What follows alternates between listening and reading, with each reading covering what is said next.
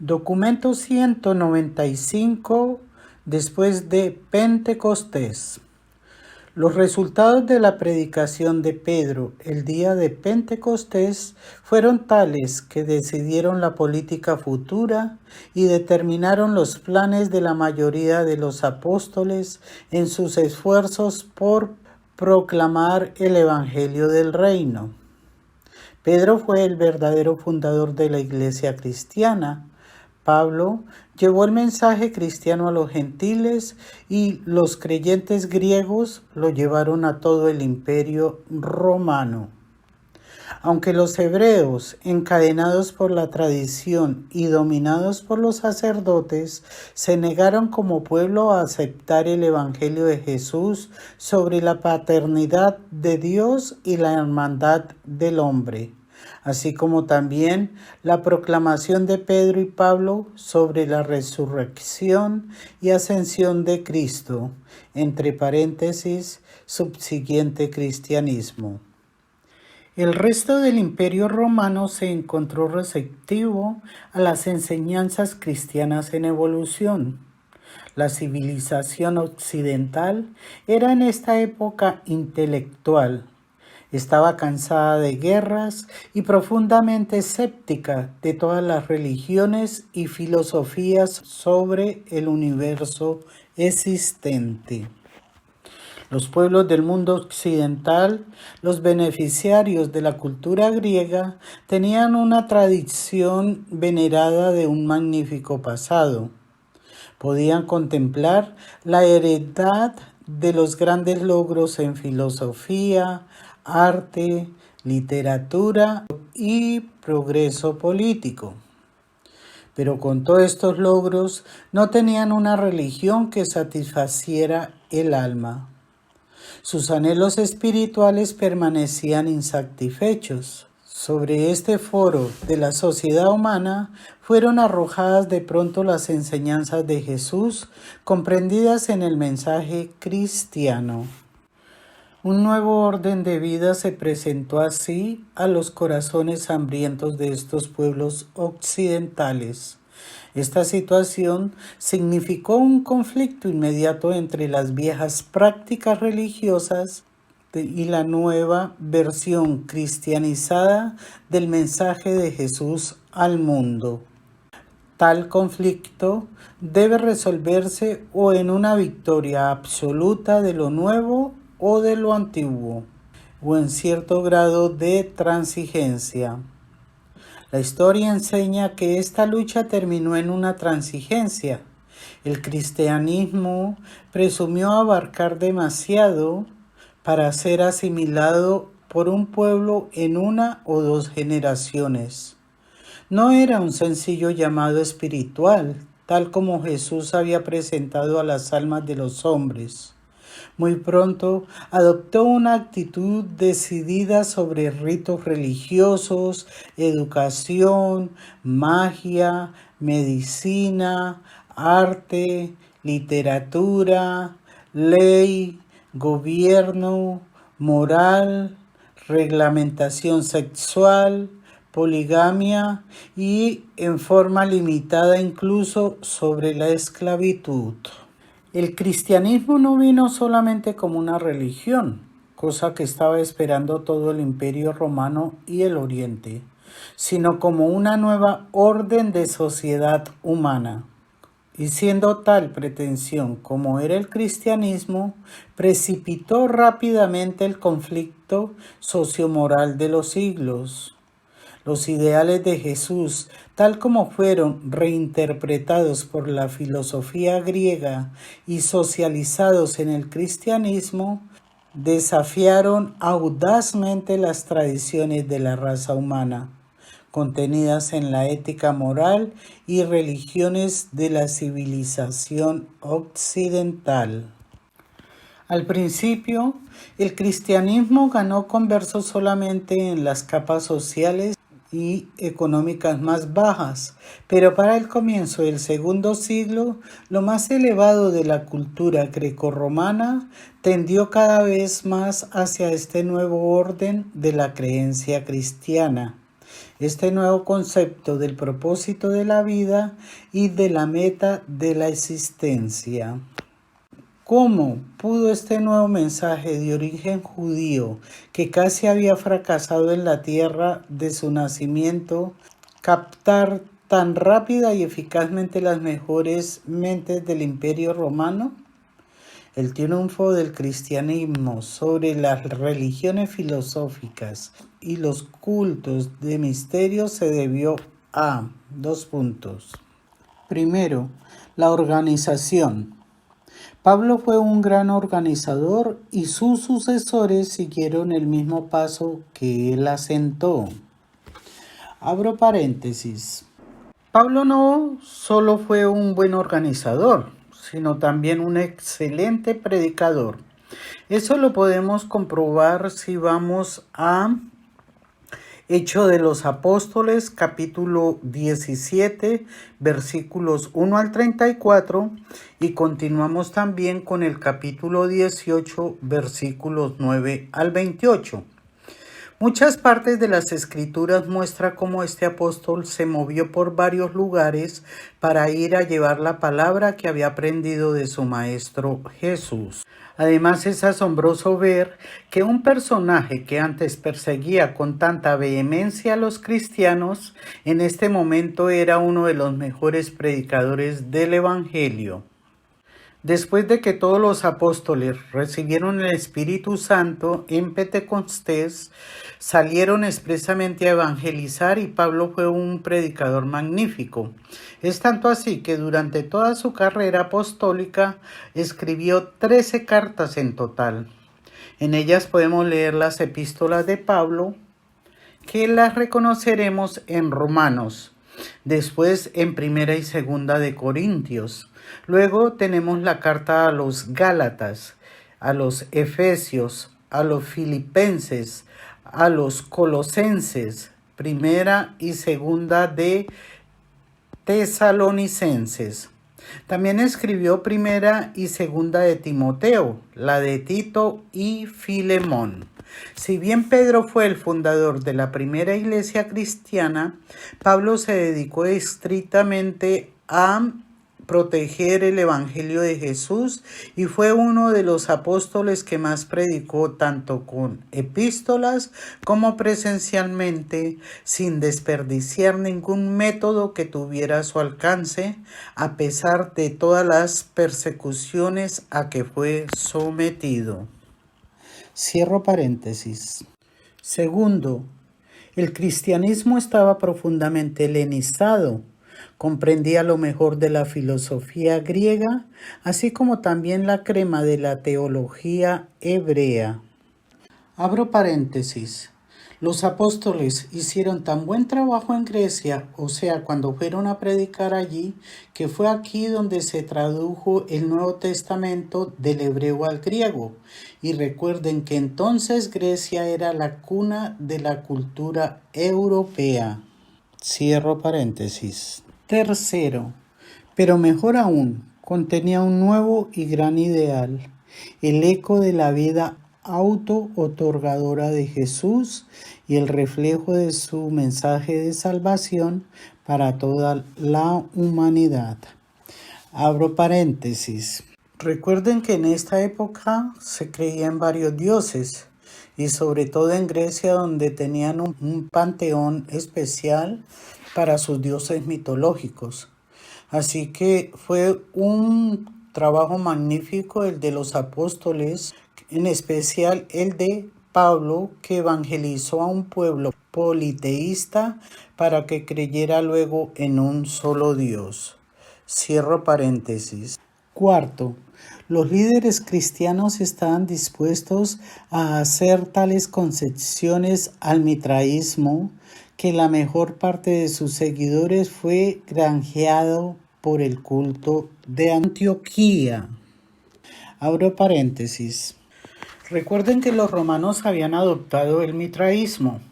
Era una religión practicada por los persas que a su vez era parecida a la de los griegos porque tenían un dios jefe llamado Ahura Mazda y 12 condiscípulos. Esta religión zoroastra, fundada por su profeta persa Zaratustra, era la que, con algunos cambios, comulgaban los soldados romanos. Quien haya leído Así habló Zaratustra podrán tener un conocimiento más avanzado del contenido de esta religión y en qué se basaba realmente. Cierro paréntesis. Quinto, asimismo, la siguiente generación de líderes cristianos y las generaciones subsiguientes hicieron concesiones con el paganismo hasta tal punto que se granjearon aún al emperador romano Constantino para la nueva religión. Abro paréntesis. Este emperador llamado Constantino fue quien pidió una señal antes de ir a la batalla contra Magencio en el puente Milvio. Y al ver una cruz en el firmamento y ganar la batalla, reconoció oficialmente la nueva religión cristiana. Cierro paréntesis. Pero los cristianos hicieron un astuto convenio con los paganos, ya que adoptaron la pompa ritualista de estos, forzándolos a la vez a que aceptaran la versión helenizada del cristianismo paulino. Hicieron un convenio mejor con los paganos que el que hicieron con el culto mitraico, pero en esa primer transigencia, ellos resultaron aún más que conquistadores porque consiguieron eliminar burdas inmoralidades y otras prácticas criticables del misterio persa. Sabia o insensatamente, estos primeros líderes del cristianismo comprometieron deliberadamente los ideales de Jesús en un esfuerzo por salvar y fomentar muchas de sus ideas, y tuvieron un éxito enorme. Pero no os equivoquéis. Estos ideales del Maestro que fueron sacrificados en aquellas transigencias aún están latentes en su Evangelio y con el tiempo afirmarán su pleno poder ante el mundo. Por esta paganización del cristianismo, el viejo orden ganó muchas victorias menores de naturaleza ritualista, pero los cristianos ganaron ascendencia en cuanto, primero, brotó una nota nueva y considerablemente más elevada de moral humana. Segundo, se impartió al mundo un concepto de Dios nuevo y considerablemente amplificado. Tercero, la esperanza de la inmortalidad se volvió parte de las aseveraciones de una religión reconocida. Cuarto, Jesús de Nazaret fue entregado al alma hambrienta del hombre. Muchas de estas grandes verdades enseñadas por Jesús casi se perdieron en estas primeras transigencias, pero aún yacen adormecidas en esta religión de cristianismo paganizado, que a su vez fue la versión paulina de la vida y enseñanzas del Hijo del Hombre. El cristianismo, aún antes de haber sido paganizado, fue primero profundamente helenizado. El cristianismo debe muchísimo a los griegos.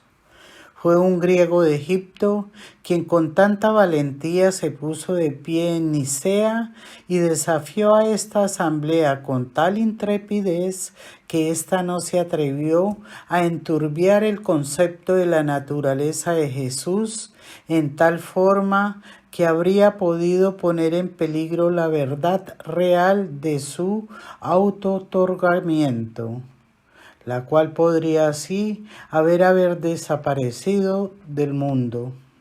El nombre de este griego era Atanasio, y si no hubiera sido por la elocuencia y la lógica de este creyente, habrían triunfado las persuasiones de Ario. Abro paréntesis. San Atanasio era un obispo de Alejandría, quien fue excomulgado por el Concilio de Nicea por negarse a recibir de nuevo en el seno de la Iglesia Católica a Arrio. Por tal motivo fue desterrado 5 veces, ya que volvía con la ayuda de algunos emperadores. Siendo él ya de edad avanzada, logró repatriarse y murió siendo obispo. Cierro paréntesis.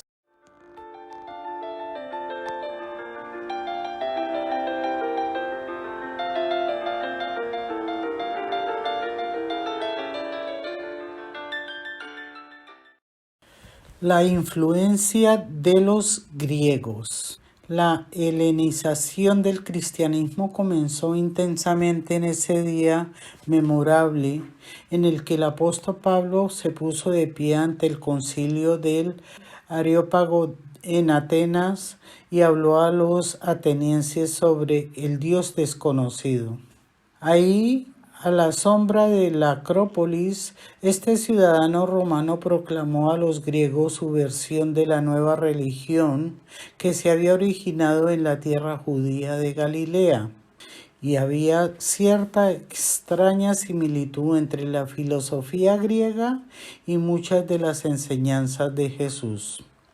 Tenían una meta común. Ambas buscaban el surgimiento del individuo. Los griegos en lo referente a un surgimiento social y político.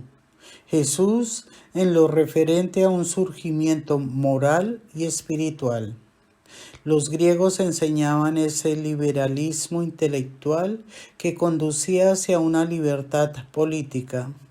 Jesús enseñaba ese liberalismo espiritual que conducía hacia una libertad religiosa. Estas dos ideas juntas constituyeron un nuevo y poderoso código para la libertad humana.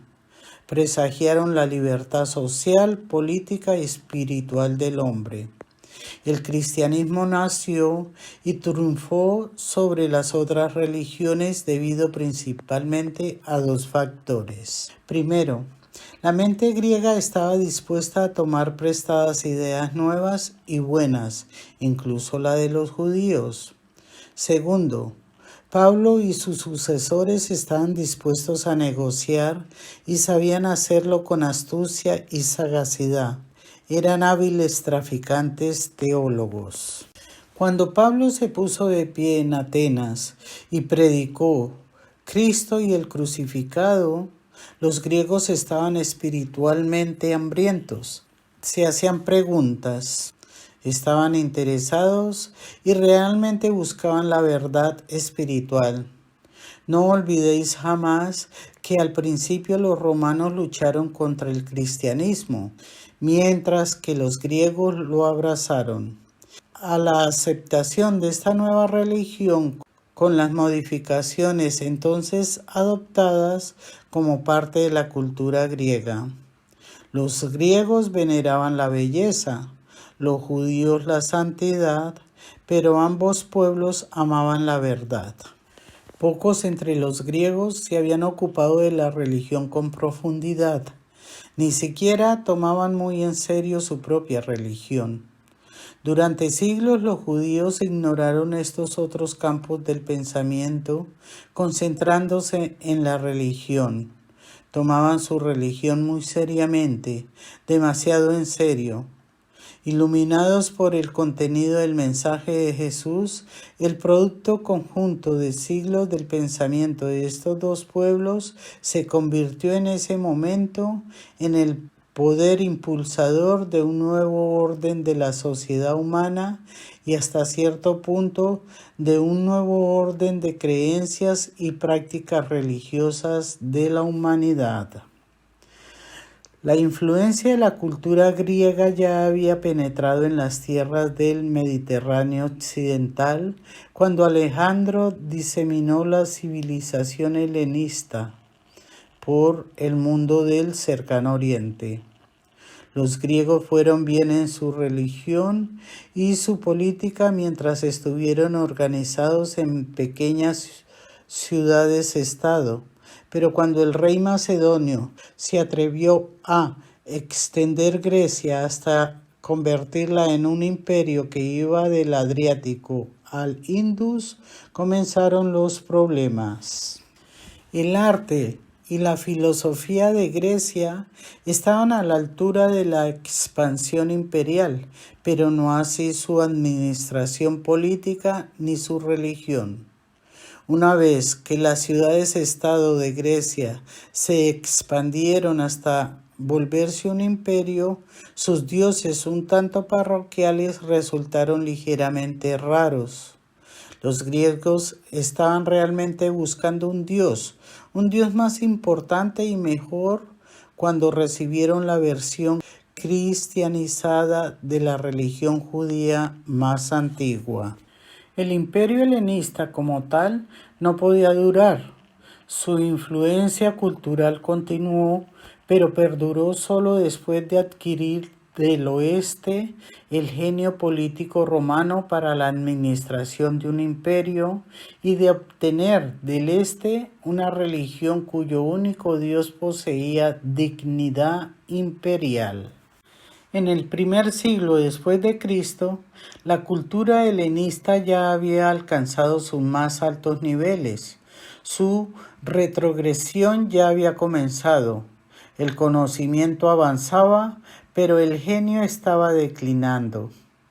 Fue en este mismo momento en que las ideas e ideales de Jesús, que estaban parcialmente contenidos en el cristianismo, se integraron al salvamento de la cultura y el conocimiento griegos.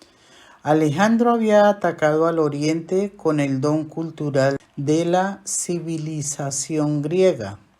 Pablo asaltaba al occidente con la versión cristiana del Evangelio de Jesús, y dondequiera que prevalecía la cultura griega en occidente, allí echó raíces el cristianismo helenizado.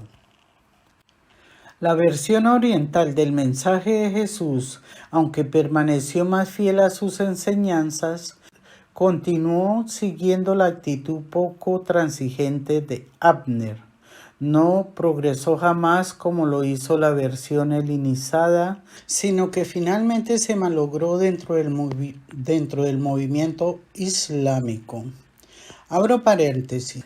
Recordemos que Abner, el discípulo de Juan el Bautista, fue quien junto a David Zebedeo y a Lázaro el resucitado se establecieron en Filadelfia. Allí pasó el resto de su vida. Cierro paréntesis. La influencia romana. Los romanos se adueñaron físicamente de la cultura griega, reemplazando el gobierno por repartición con un gobierno representativo. Y este cambio pronto favoreció al cristianismo, ya que Roma introdujo en todo el mundo occidental una nueva tolerancia de idiomas y pueblos extranjeros y aún de religiones ajenas. Muchas de las primeras persecuciones de los cristianos en Roma se debieron solamente a su uso desafortunado de la palabra reino en sus predicaciones. Los romanos toleraban todas las religiones, pero eran muy sensibles a todo lo que se asemejara a rivalidad política. Así pues, cuando amainaron estas primeras persecuciones, causadas principalmente por un malentendido, el campo de la propaganda religiosa estuvo plenamente abierto. Los romanos se interesaban por la administración política, el arte y la religión les importaba poco, pero eran inusitadamente tolerantes hacia los dos. La ley oriental era rígida y arbitraria. La ley griega era fluida y artística. La ley romana tenía dignidad y fomentaba respeto. La educación romana producía una lealtad inusitada y sólida. Los primeros romanos eran individuos políticamente dedicados y sublimemente consagrados. Eran honestos, trabajadores y leales a sus ideales, pero no tenían una religión que valiera la pena. No es de extrañar que los maestros griegos pudieran persuadirlos a que aceptaran el cristianismo de Pablo.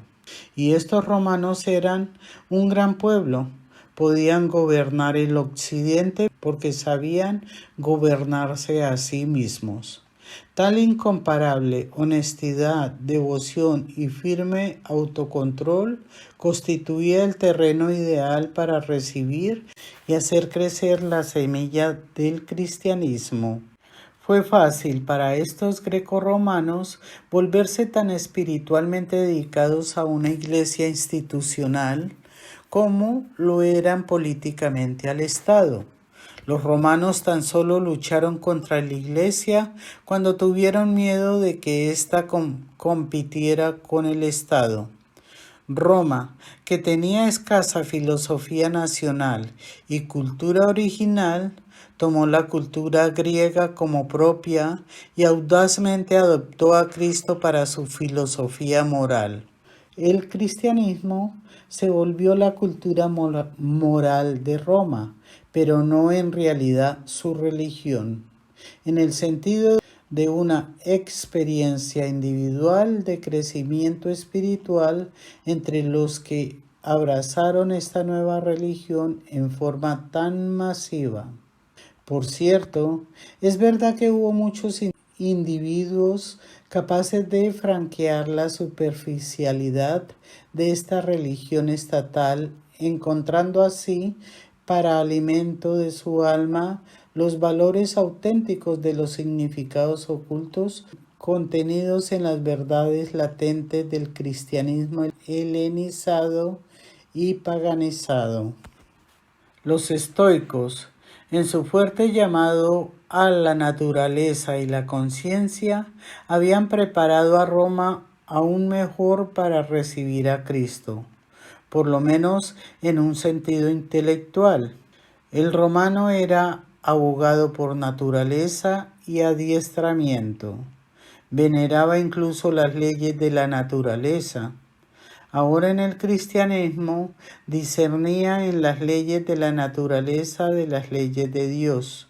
Un pueblo que pudo conducir a Cicerón y a Virgilio estaba maduro para el cristianismo helenizado de Pablo. Así pues, estos griegos romanizados obligaron tanto a los judíos como a los cristianos a que filosofaran su religión, coordinaran sus ideas y sistematizaran sus ideales, a fin de adoptar las prácticas religiosas a la corriente de vida existente. Todo este movimiento lo ayudó enormemente la traducción de la escritura hebrea al griego y más tarde por la aparición en griego del Nuevo Testamento.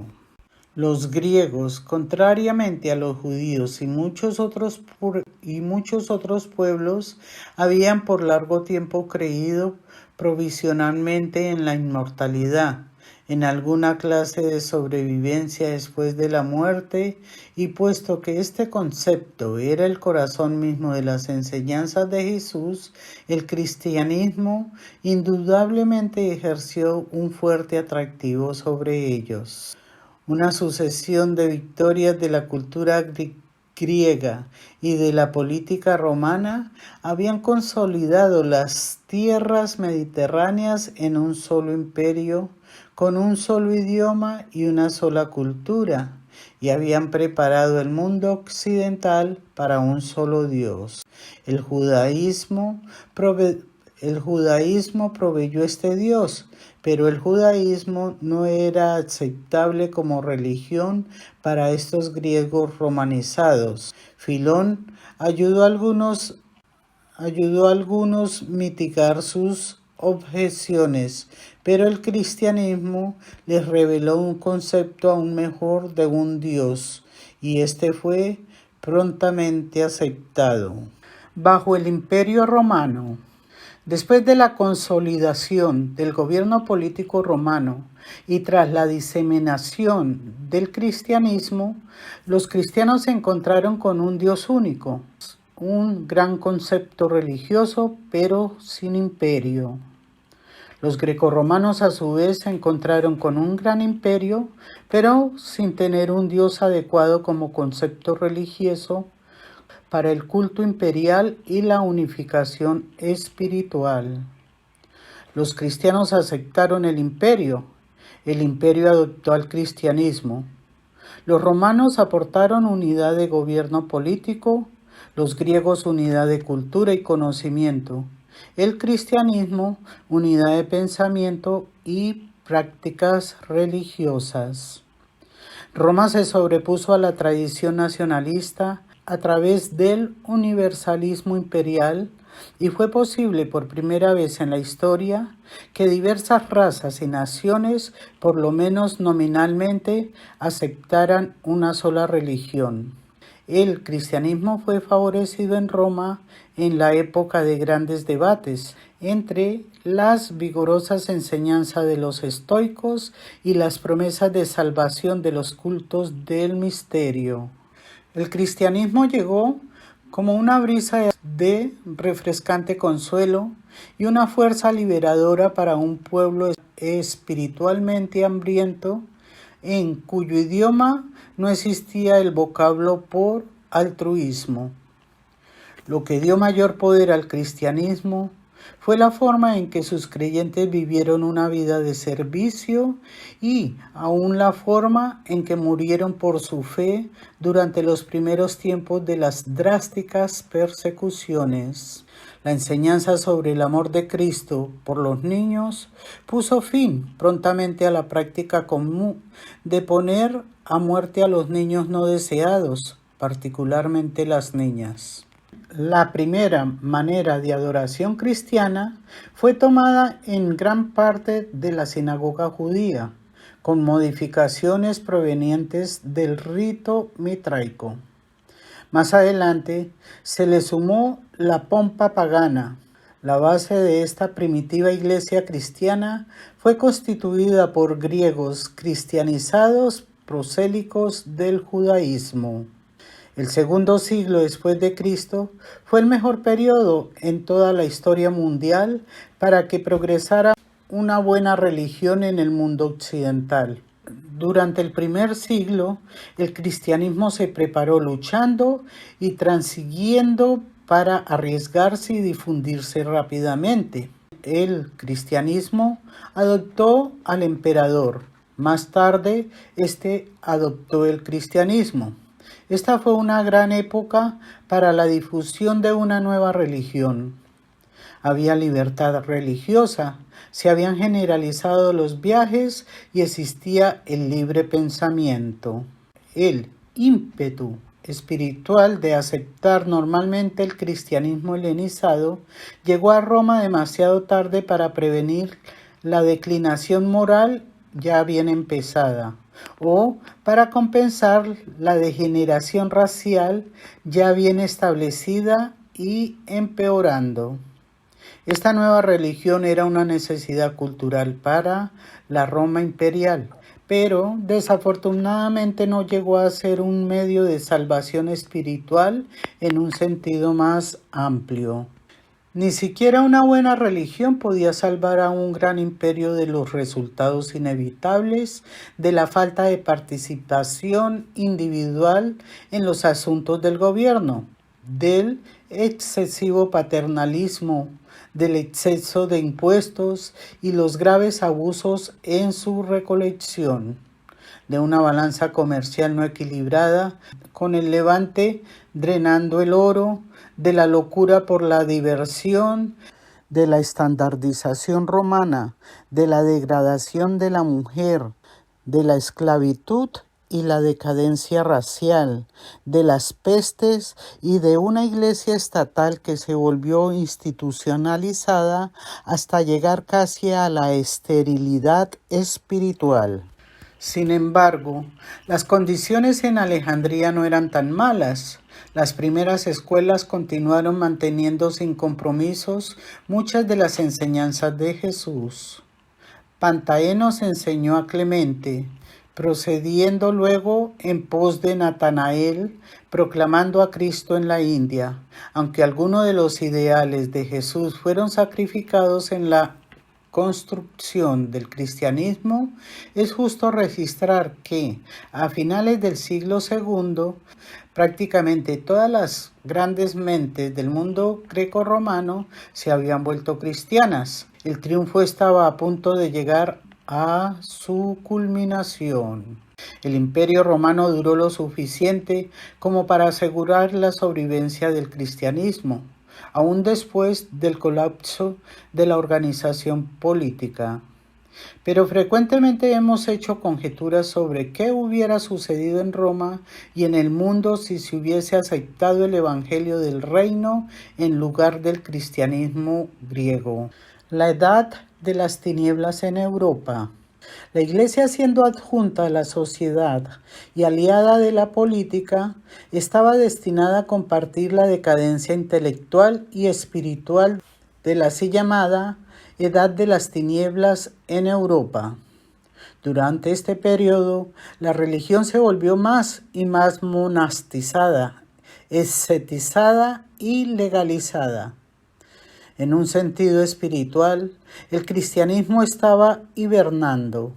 A lo largo de este periodo existió al lado de esta religión durmiente y secularizada una corriente continua de misticismo, una fantástica experiencia espiritual que lindaba con la irrealidad y era filosóficamente semejante al panteísmo.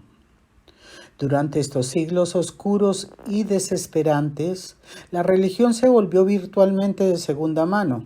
El individuo se perdió casi completamente dentro de la autoridad, tradición y dictadura sobrecogedora de la Iglesia. Una nueva amenaza espiritual surgió con la creación de una pléyade de santos que se suponían tenían una influencia especial en las cortes divinas y que, por consiguiente, si el suplicante se les dirigía en forma eficaz, podía interceder ante los dioses en nombre del hombre. Pero el cristianismo estaba suficientemente socializado y paganizado como para que, aunque estuvo impotente a impedir el advenimiento de la edad de las tinieblas, se encontrara mejor preparado para sobrevivir este largo periodo de tiniebla moral y estancamiento espiritual. Logró perdurar a través de la larga noche de la civilización occidental y aún estaba funcionando como influencia moral en el mundo cuando hizo su aparición el Renacimiento. La rehabilitación del cristianismo tras el paso de la época del oscurantismo resultó en la aparición de numerosas sectas de enseñanzas cristianas cuyas creencias fueron adaptadas para ciertos tipos intelectuales, emocionales y espirituales de la personalidad humana. Y muchos de estos grupos cristianos especiales o familias religiosas aún perduran en el momento en que hacemos esta presentación. El cristianismo evidencia la historia de haberse originado de la transformación no intencionada de la religión de Jesús a una religión sobre Jesús. Además, su historia demuestra que experimentó helenización, paganización, secularización, institucionalización, deterioro intelectual, decadencia espiritual, hibernación moral, amenaza de extinción y un rejuvenecimiento posterior, fragmentación y rehabilitación relativa más recientemente. Tales antecedentes indican una vitalidad inherente y la posesión de vastos recursos de recuperación. Y este mismo cristianismo está ahora presente en el mundo civilizado de los pueblos occidentales y se enfrenta con una lucha por su existencia que es más ominiosa que esa crisis memorable que caracterizaron sus pasadas batallas por lograr el dominio. La religión se enfrenta ahora con el desafío de una nueva era de mentes científicas y tendencias materialistas. En esta gigantesca lucha entre lo secular y lo espiritual, la religión de Jesús finalmente triunfará. El problema moderno. El siglo XX ha traído nuevos problemas para que resuelvan el cristianismo y todas las otras religiones. Cuanto más elevada se torna una civilización, más es necesario el deber de buscar primero las realidades del cielo en todos los esfuerzos del hombre por estabilizar la sociedad y facilitar la solución de sus problemas materiales. La verdad se vuelve muchas veces confusa y aún engañosa cuando se le fragmenta, segrega, aísla y analiza demasiado. La verdad viva enseña el camino recto al buscador de la verdad solo cuando es abrazada en su totalidad y como una realidad espiritual viva, no como un hecho de la ciencia material ni como una inspiración del arte interpuesto. La religión es la revelación al hombre de su destino divino y eterno. La religión es una experiencia puramente personal y espiritual y debe por siempre ser distinta de las demás formas elevadas del pensamiento del hombre, tales como, primero, la actitud lógica del hombre hacia las cosas de la realidad material. Segundo, la apreciación estética del hombre de la belleza en contraste con la fealdad. Tercero, el reconocimiento ético del hombre de las obligaciones sociales y del deber político. Cuarto, incluso el sentido de la moral humana de cada hombre no es en sí por sí mismo religioso. La religión funciona para encontrar en el universo aquellos valores que estimulan la fe, la confianza y la certeza. La religión culmina en la adoración. La religión descubre para el alma aquellos valores supremos que contrastan con los valores relativos descubiertos por la mente. Tal visión sobrehumana tan solo se puede obtener mediante una genuina experiencia religiosa. Un sistema social duradero, sin una moral predicada sobre las realidades espirituales, no puede perdurar, puesto que equivaldría a pensar en el sistema solar sin gravedad. No tratéis de satisfacer la curiosidad ni de gratificar los anhelos latentes de aventuras que surgen del alma en una corta vida en la carne. Sed pacientes, no caigáis en la tentación de zambulliros en una aventura barata y sórdica, sin ley. Controlad vuestras energías y frenad vuestras pasiones. Tranquilizaos mientras aguardáis el despliegue majestuoso de una carrera sin fin de aventura progresiva y de descubrimiento emocionante. En la confusión sobre los orígenes del hombre, no perdáis de vista su destino eterno. No olvidéis que Jesús amó aún a los pequeños y que por siempre aclaró el gran valor de la personalidad humana. Al observar el mundo, recordad que las manchas negras del mal que veis se muestran contra un fondo blanco de bondad final. No veréis simples manchas blancas de bondad que se destacan contra un fondo negro de maldad. Si hay tanta buena verdad para publicar y proclamar, ¿por qué deben los hombres ocuparse tanto del mal en el mundo? Solo porque parece ser un hecho. La belleza de los valores espirituales de la verdad es más placentera e inspiradora que este fenómeno del mal. En la religión, Jesús abogó por el método de la experiencia y lo aplicó así como la ciencia moderna utiliza la técnica de la experimentación. Encontramos a Dios mediante la guía de la visión espiritual, pero nos acercamos a esta visión del alma mediante el amor por la belleza, la búsqueda de la verdad, la lealtad al deber y la adoración a la bondad divina. Pero de todos estos valores, el amor es la guía auténtica de la verdadera visión espiritual.